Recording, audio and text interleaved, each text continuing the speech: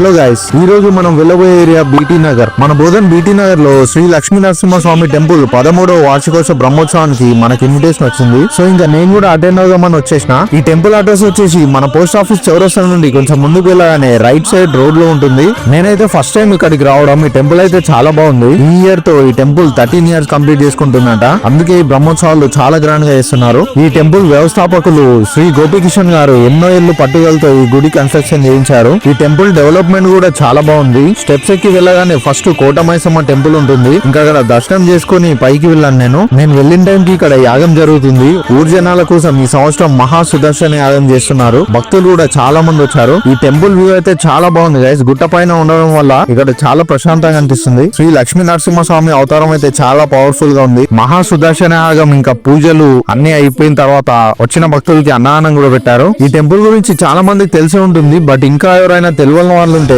ఒకసారి టెంపుల్ కి విజిట్ చేయండి గైస్. అత్యంత పవర్ఫుల్ అయిన లక్ష్మీ నరసింహస్వామి దర్శనం అందరూ చేసుకోవాలి. ఇంకో విషయం ఏంటంటే రేపు అంటే March 5th రోజు ఈవినింగ్ 5 కి మన బోధన్ చౌరస్తా వరకు రథోత్సవం ఉంటుంది. బోధన్ ప్రజలందరూ తప్పకుండా పెద్ద సంఖ్యలో అటెండ్ అవ్వాలి. సో గైస్, మన బీటీ నగర్ ఏరియా వాళ్ళు ఉంటే కామెంట్ చేయండి అండ్ మన బోధన్ స్పైస్ పేజ్ ని ఫాలో చేయండి.